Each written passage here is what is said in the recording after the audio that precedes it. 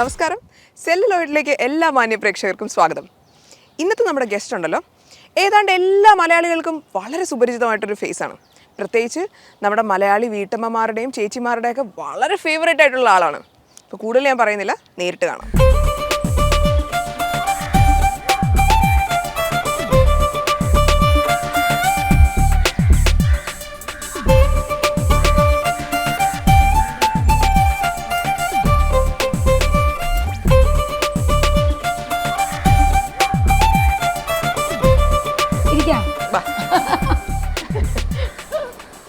സീമ ചേച്ചി, എന്തോ welcome to celluloid. Thank you. നല്ല രസമുള്ള വീട് കേട്ടോ, നല്ല ഐശ്വര്യമുള്ള വീട്. Thank you. ചേച്ചി സൂര്യ ടിവിയുടെ ഭയങ്കര എന്താ പറയാ, എല്ലാവർക്കും ഭയങ്കര ഇഷ്ടം, ഫേവറേറ്റ് ആയിട്ടുള്ള ആളാണ്. ഞാൻ ചേച്ചിയുടെ പ്രൊഫൈൽ പഠിക്കാൻ നോക്കിയപ്പം ചേച്ചിയുടെ ഫസ്റ്റ് സീരിയലില് ഫസ്റ്റ് തുടങ്ങിയിരിക്കുന്ന 2004 ചേച്ചി സൂര്യ ടിവിയോട് ചേർന്നിട്ടാണ് മിന്നുകെട്ടിൽ അല്ലേ? ഇപ്പോഴും ചേച്ചി ഒരു പുതിയ സീരിയലില് സൂര്യ ടിവിയുടെ ചട്ടമ്പിപ്പാറു എന്താ ഒരു 3 ആഴ്ചക്കൊക്കെ 3 ആഴ്ചയല്ല അതിൽ മേലെ ആയിട്ടുണ്ട്. ഓക്കെ, നല്ല ഫ്രഷ് പാട്ടുകൾ പോയിക്കൊണ്ടിരിക്കുന്നത്. അതെ അതെ അതെ, കാരണം അത് നമ്മുടെ തമിഴില് സൂപ്പർ ഹിറ്റ് ആയിട്ടുള്ള ഒരു സീരിയലിന്റെ റീമേക്ക് തന്നെയാണ്. അപ്പൊ അവളുടെ അമ്മയായിട്ടാണ്, ഹീറോയിന്റെ അമ്മയായിട്ടാണ് ചെയ്യുന്നത്. ഓക്കെ, നാടകത്തിലും ചേച്ചി ഭയങ്കര സജീവമായിരുന്നു. അതെ, ഭയങ്കരമായ ഒരു കലാ റൂട്ടുള്ള ഫാമിലിയിൽ നിന്നാണ് ചേച്ചി വരുന്നത്. ചേർത്തല സുമതിയുടെ മോളാണ് ചേച്ചി അല്ലെ? കേരളത്തെ സ്റ്റേറ്റ് അവാർഡ് നാടകത്തിന്റെ അതും അമ്മയ്ക്ക് കിട്ടിയിട്ടുണ്ട്, സെയിം അവാർഡ് ചേച്ചിക്ക് കിട്ടിയിട്ടുണ്ട്. അപ്പൊ അത്രയും സജീവമായിട്ടുള്ള ഒരു പ്രവർത്തനം ചേച്ചിക്ക് നാടകത്തിൽ ഉണ്ടായിരുന്നു. ഫസ്റ്റ് നാടകത്തിൽ നമുക്ക് തുടങ്ങാം, അതൊന്ന് പറഞ്ഞേ. ആ ഒരു നാടകത്തില് അമ്മ ഒരുപാട് നാടകക്കാരി ആയതുകൊണ്ട് ഒരുപാട് അമ്മ അനുഭവിച്ചിട്ടുണ്ട്. അമ്മ 9ാമത്തെ വയസ്സിലാണ് അമ്മ നാടകരംഗത്തേക്ക് വരുന്നത്. അപ്പൊ അന്ന് നന്നായിട്ട് പാടി അഭിനയിക്കുന്നവർ വേണം. 9ാമത്തെ വയസ്സിൽ പാടി അഭിനയിക്കുന്നവർ വേണം. അപ്പൊ നന്നായിട്ട് അമ്മ പാടുമായിരുന്നു, നല്ല നർത്തകിയായിരുന്നു. അപ്പോൾ ആ സമയങ്ങളിൽ അമ്മ വന്ന് 9ാമത്തെ വയസ്സ് മുതൽ സ്റ്റാർട്ട് ചെയ്ത് പോയി പിന്നെ അമ്മയുടെ വിവാഹം കഴിഞ്ഞു. അത് കഴിഞ്ഞ് കുഞ്ഞുങ്ങളുണ്ടായപ്പോഴും ഞാൻ കേട്ടിട്ടുള്ള കഥ, ഞങ്ങളെയൊക്കെ സ്റ്റേജിന്റെ അടിയിൽ തൊട്ടിൽ കെട്ടി തന്നെയാണ് വളർത്തിയിരിക്കുന്നത്. കാരണം ഡെലിവറി കഴിഞ്ഞിട്ട് പോലും അമ്മയൊന്നും വിശ്രമിക്കാനുള്ള ഒരു അനുവാദമല്ല, അവസരം ഉണ്ടായിരുന്നില്ല, നമുക്ക് സാമ്പത്തികം ഉണ്ടായിരുന്നില്ല. പിന്നെ വളരെ കുറച്ച് ആൾക്കാരെ ആ സമയത്ത് സ്ത്രീകൾ ഈ രംഗത്തേക്ക് വരുന്നുണ്ടായിരുന്നു. അപ്പൊ അങ്ങനെ വന്ന സമയത്താണ് അമ്മ ആ കറക്റ്റ് ടൈമിൽ വരുന്നത്. അപ്പൊ പകരം ഒരാളെ നമുക്ക് പെട്ടെന്ന് കിട്ടില്ല. സ്ത്രീകൾ, അതായത് ആണുങ്ങള് പെൺവേഷം കിട്ടി അഭിനയിക്കുന്ന കാലത്ത് ഡയറക്റ്റ് സ്ത്രീകൾ വരുന്നത് വളരെ കുറവായിരുന്നു.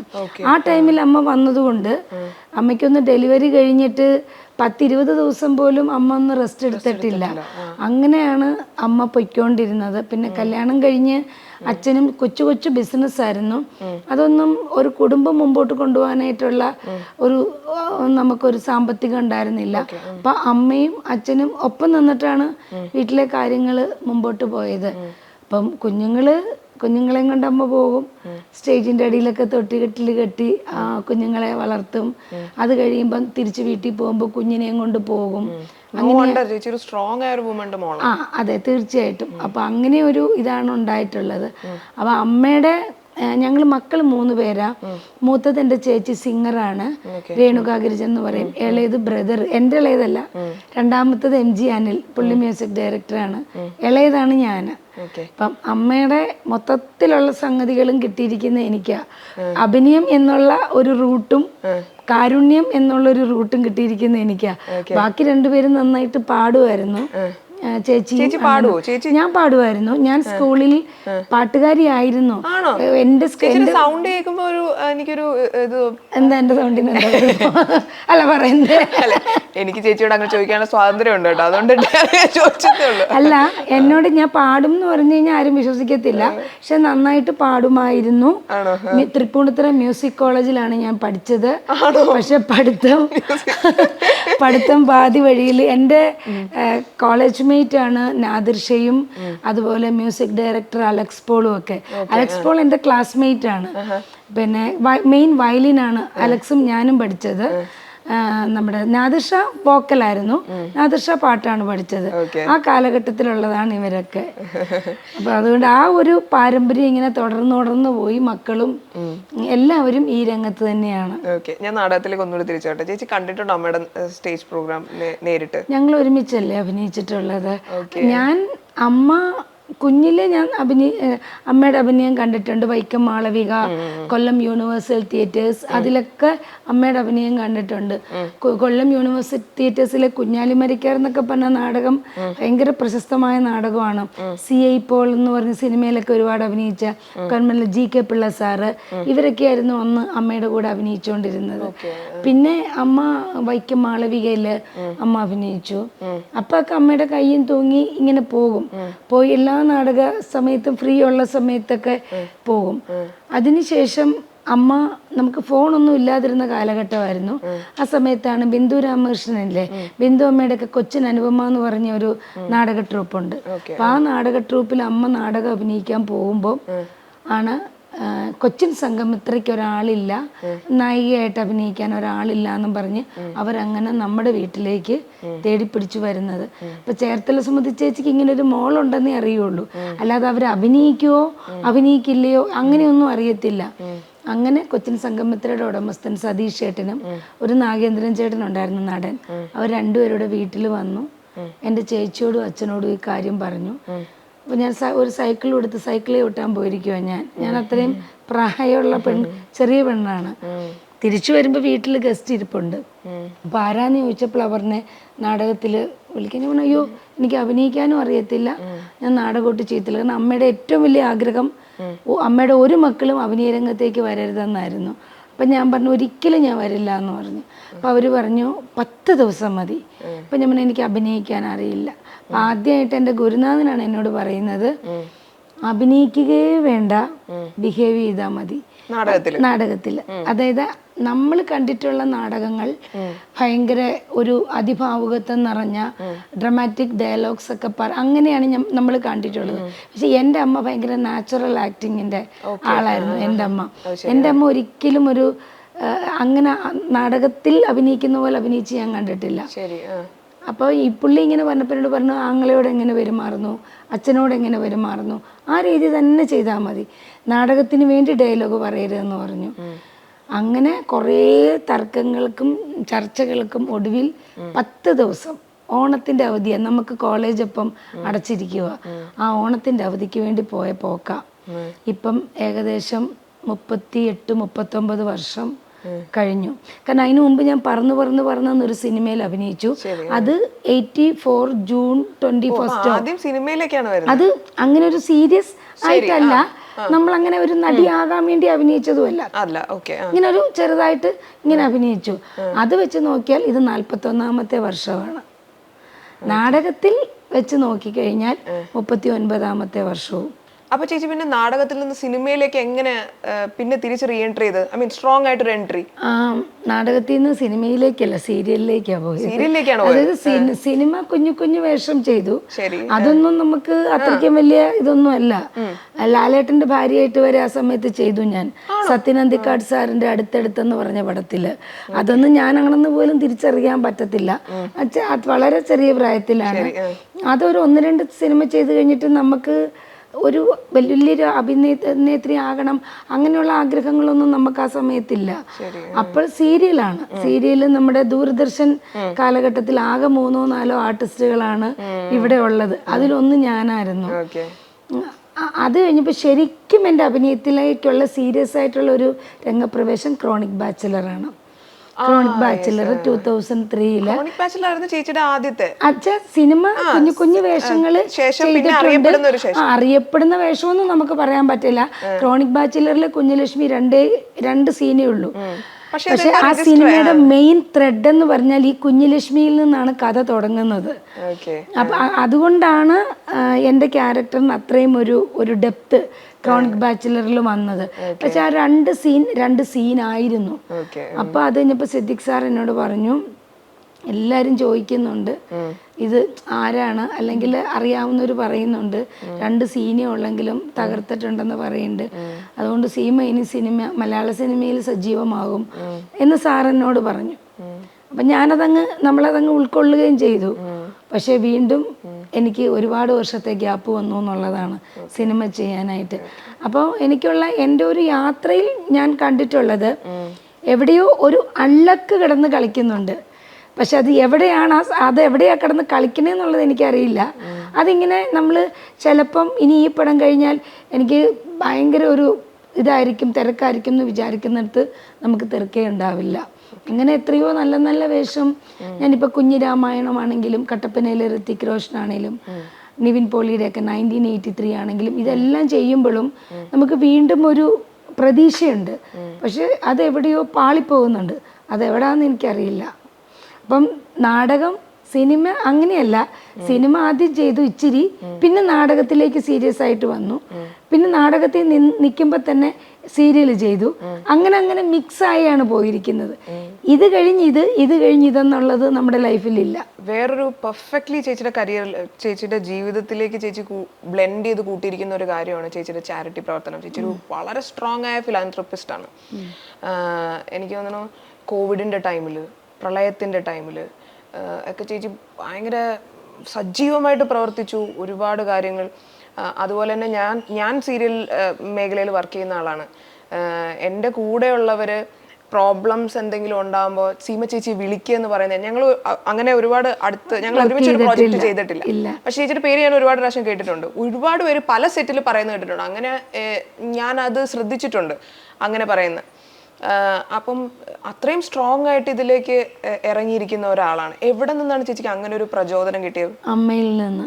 അതാണ് ഞാൻ ആദ്യം പറഞ്ഞത്, അമ്മയുടെ അഭിനയവും കാരുണ്യവുമാണ് എനിക്ക് കിട്ടിയിരിക്കുന്നതെന്ന് പറഞ്ഞത്. ഞാനത് പല ഇൻ്റർവ്യൂസിലും പറഞ്ഞിട്ടുണ്ട്. നമ്മൾ ഒരുപാട് സാമ്പത്തികമുള്ളവരായിരുന്നില്ല, പക്ഷെ അമ്മയ്ക്ക് കിട്ടുന്ന ഈ തുച്ഛമായ പൈസ വെച്ചിട്ടാണ് അമ്മ ഒരുപാട് പേരുടെ കുടുംബം പോറ്റിയിട്ടുണ്ട്. അല്ലെ, ഒരുപാട് പെൺകുട്ടികളെ അമ്മ കല്യാണം കഴിച്ച് വിട്ടിട്ടുണ്ട്. അപ്പം നമുക്ക് എന്തുണ്ടെന്നുള്ളത് ആരും അന്വേഷിച്ചിട്ടുമില്ല, അല്ലെങ്കിൽ അമ്മയാണെങ്കിലും ഒട്ട് അതിനെക്കുറിച്ച് ചിന്തിച്ചിട്ടുമില്ല. അപ്പോൾ അങ്ങനെ കുഞ്ഞിലേ മുതൽ കണ്ടു തുടങ്ങിയത്. ഇപ്പം എൻ്റെ ചേച്ചിയുടെ കല്യാണത്തിനൊക്കെ എൻ്റെ ചേച്ചിയുടെ ദേഹത്തൊരു 1/4 പവൻ്റെ സ്വർണം പോലും ഉണ്ടായിട്ടില്ല. എൻ്റെ ചേച്ചിയുടെ കല്യാണത്തിന് ഒരു പട്ടുസാരി ഉടുത്തിട്ടല്ല ചേച്ചി കല്യാണ മണ്ഡപത്തിലേക്ക് ഇറങ്ങിയിരിക്കുന്നത്. അപ്പം നമുക്ക് ആ സമയത്ത് അതൊന്നും മേടിക്കാനുള്ള ഒരു ഇതില്ല. കാരണം അമ്മയ്ക്ക് കിട്ടുന്നത് മുഴുവനും അമ്മ മറ്റുള്ളവർക്ക് വേണ്ടിയാണ് കൊടുക്കുന്നത്. പിന്നെ അമ്മയ്ക്ക് ക്യാൻസർ വന്ന് RCC അഡ്മിറ്റായ സമയത്താണ് എനിക്ക് അവിടെ നിന്ന് ഒരുപാട് പേരെ കണ്ടിട്ടുണ്ട്, ഒരു നേരത്തെ ആഹാരത്തിന് പോലും ബുദ്ധിമുട്ടുള്ളവരെ. അപ്പോഴാണ് എനിക്ക് മനസ്സിലായത് അമ്മ ചെയ്തുകൊണ്ടിരുന്നത് എന്തായിരുന്നു എന്നുള്ളത് മനസ്സിലായത്. പിന്നെ എനിക്ക് പൈസ ഉണ്ടെങ്കിലും ഇല്ലെങ്കിലും ഞാൻ ഇതിൻ്റെ പുറകെ ഇറങ്ങാൻ തുടങ്ങി. പക്ഷെ അത് ഞാൻ ആരോടും പറഞ്ഞിട്ടല്ല ചെയ്തിരിക്കുന്നത്. പബ്ലിസിറ്റിക്ക് വേണ്ടിയിട്ടും ഞാൻ ഒന്നും ചെയ്തിട്ടില്ല. ഞാൻ നമ്മുടെ ഫീൽഡിൽ തന്നെയുള്ള ശരണ്യയുടെ മുമ്പിലുള്ള കാര്യം പറയണേ, ശരണ്യയ്ക്ക് വളരെ വർഷങ്ങൾ മുമ്പുള്ള കാര്യം പറയുന്നത്. അപ്പോൾ ഒരുപാട് പേരെ ഞാൻ ഹെൽപ്പ് ചെയ്തിട്ടുണ്ട്, പല ഫാമിലിയെയും സഹായിച്ചിട്ടുണ്ട്. ശരണ്യയുടെ പ്രശ്നം വന്നപ്പോഴാണ് ഇത് ലോകത്തേക്ക് മുഴുവനും അറിയുന്നത്. ഞാനിങ്ങനെ ചാരിറ്റി ഇത് ചെയ്യുന്നുണ്ടെന്നോ അല്ലെ സോഷ്യൽ കമ്മിറ്റ്മെൻ്റ് ഉള്ള വ്യക്തിയാണെന്ന്. അതുവരെ ഒരു 10-14 വർഷം ആരാലും അറിയാതെ തന്നെയാണ് ഞാൻ മുന്നോട്ട് പോയിട്ടുള്ളത്. 2021 ചേച്ചി മദർ തെരേസ അവാർഡ്, കേരളത്തിലെ ഫസ്റ്റ് അവാർഡായിരുന്നു, അത് കിട്ടി. പിന്നെ എനിക്ക് കുറേ ദുബായിൽ വെച്ചിട്ട് നടന്നതിൽ ഒരു ക്യാമൽ ഇൻ്റർനാഷണൽ അവാർഡ് അവിടെ ഇരിപ്പുണ്ട്. അതൊരു ഇൻ്റർനാഷണൽ അവാർഡാണ്, അത് അവിടെ ഇരിപ്പുണ്ട്. ആ ക്യാമലിൻ്റെ പടം ഉള്ളത് അത് എനിക്ക് ഇതിന് നമ്മുടെ സോഷ്യൽ കമ്മിറ്റ്മെൻറ്റിന് വേണ്ടിയിട്ട് ഒരു ഇൻ്റർനാഷണൽ അവാർഡ് അത് എനിക്ക് കിട്ടി. അതിപ്പോൾ വെച്ചാൽ എനിക്കത് അറിയില്ല, അവരിപ്പോൾ ചിലപ്പം നമ്മളെ ഫോളോ ചെയ്യുന്നുണ്ടാകും, അല്ലെങ്കിൽ നമ്മൾ ഞാൻ ചെയ്യുന്നതിൻ്റെ 100% പ്രവർത്തനങ്ങൾ പോലും പുറത്തേക്ക് വരുന്നില്ല. ഞാൻ ഇന്ന് രാവിലെ കൂടെ എൻ്റെ ഒരു ഫ്രണ്ട് ഇവിടെയുണ്ട്, ആർട്ടിസ്റ്റാണ്, ഞാൻ അവളോട് പറഞ്ഞതേ ഉള്ളൂ എത്ര പേരെ സഹായിച്ചിട്ടുണ്ടെന്നുള്ളത് ലിസ്റ്റ് പോലും എനിക്ക് മനസ്സിലാവുന്നില്ല എന്ന് ഞാൻ ഇപ്പോൾ രാവിലെ ശോഭയുടെ അടുത്ത് പറഞ്ഞതേ ഉള്ളൂ. അതുപോലെ അതൊക്കെ നിങ്ങൾ പറയാൻ തുടങ്ങിയാൽ, അല്ലെ അതൊക്കെ പുറത്തോട്ട് വരാൻ തുടങ്ങിക്കഴിഞ്ഞാൽ എല്ലാ ദിവസവും നമ്മൾ ഓരോ സ്റ്റോറി നമ്മുടെ പേജിൽ ഇടേണ്ടി വരും. അത്രയും പ്രശ്നങ്ങളുണ്ട്. ഹാപ്പി ആണെന്ന് എനിക്കറിയാം അത് ചെയ്യുന്നതുകൊണ്ട്. അത് ചെയ്യുന്നത് കൊണ്ട് ഹാപ്പിയാണ്. നമ്മുടെ മനസ്സിൽ തീർച്ചയായിട്ടും വെല്ലുവിളികൾ മാത്രമല്ല, ഈ നന്ദി എന്ന 2 വാക്ക് പ്രതീക്ഷിച്ചിട്ട് നമ്മൾ ആർക്കും ഒന്നും ചെയ്യരുത്. അപ്പം ഞാൻ പല പ്രാവശ്യവും ഇവിടുന്ന് എൻ്റെ മനസ്സ് ഇപ്പം തന്നെ ഞാൻ ഓൾറെഡി മടുത്ത് തന്നെയാണ് ഇരിക്കുന്നത്. പല തവണയും ഞാൻ പിന്തിരിയാൻ ശ്രമിച്ചതാണ്.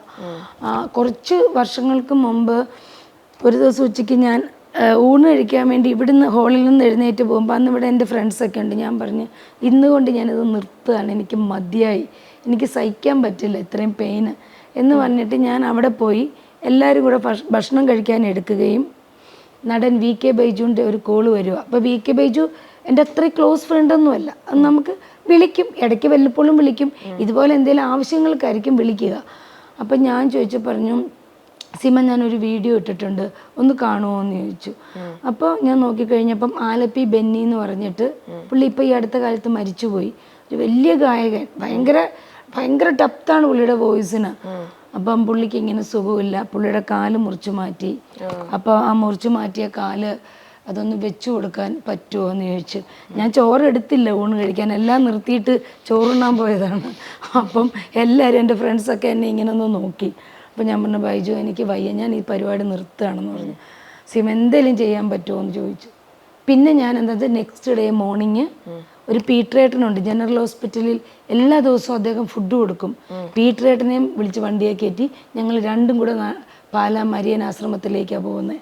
അവിടെ പോയി ബെന്നിച്ചേട്ടനെ കണ്ട് ബെന്നിച്ചേട്ടൻ്റെ കാലിൻ്റെ അളവെടുക്കാനായിട്ട് ചങ്ങനാശ്ശേരിയിലുള്ള ഒരു കൂട്ടരെ ഏൽപ്പിച്ച് പിന്നെ ബെന്നിച്ചേട്ടന് കാല് വെച്ച് കൊടുക്കാനാണ് പോകുന്നത്. അപ്പോൾ എന്നാന്ന് വെച്ചാൽ എന്നെക്കൊണ്ട് ഇനി ഇത് മരണം വരെ എനിക്കിത് നിർത്താൻ പറ്റില്ല. അതായത് എത്ര നമ്മൾ വേണ്ട എന്ന് വെക്കുന്നു അവിടുന്ന് നമ്മളിത് വീണ്ടും സ്റ്റാർട്ട് ചെയ്യും. എനിക്ക് ചേച്ചിയുടെ ഡെസ്റ്റിനിയുടെ ഭാഗം കൂടെയാണ്. അതായി ഇനി ഇപ്പം നമുക്ക് വ്യത്തിന്നൊരു പിന്മാറ്റം. അപ്പോൾ കഴിഞ്ഞ ദിവസം ഞാൻ എൻ്റെ ചേച്ചിയോട് പറഞ്ഞു, ഞാൻ പോവുക, ഞാൻ എവിടെയെങ്കിലും പോവുക, ഞാൻ എവിടെയെങ്കിലും വലിയ വിദേശ രാജ്യത്തും പോയി വല്ല സൂപ്പർ മാർക്കറ്റിലും ജോലി ചെയ്യാൻ പോവുക, ഞാൻ അഭിനയം നിർത്തുക, എല്ലാം നിർത്തുക, എനിക്ക് മതിയായി, എനിക്ക് ഈ ചാരിറ്റി എല്ലാം കൂരിറ്റിയൊക്കെ മതിയായി. അപ്പം എന്നോട് കുറേ നേരം നോക്കിയിരുന്നിട്ട് ചേച്ചി ചോദിച്ചു, അതാണ് അപ്പുറത്ത് എൻ്റെ മൂത്ത ആളാണ്, ചേച്ചി എന്നോട് ചോദിച്ചു, അവിടെ മലയാളികൾ ഉണ്ടാവില്ലേ എന്ന് ചോദിച്ചു. നീ ഇവിടുന്ന് പോകുന്നത് നിനക്കിതെല്ലാം മതിയാക്കി അവിടെ മലയാളികൾ ഉണ്ടാവില്ലേ, അവർക്കും പ്രശ്നങ്ങൾ ഉണ്ടാവില്ലേ, അപ്പോൾ ആദ്യം ഇറങ്ങുന്നത് നീ ആയിരിക്കും. അതുകൊണ്ട് നീ ലോകത്തിൻ്റെ ഏത് മൂലയിൽ പോയിട്ടും സീമ ഒറ്റ കാര്യമില്ല, നീ ഇതിലേക്ക് ആയിപ്പോയി, ഇനി നിനക്ക് ഇതിൽ നിന്നൊരു പിന്തിരിഞ്ഞ് ഒരു പോക്കില്ല എന്ന് പറഞ്ഞു.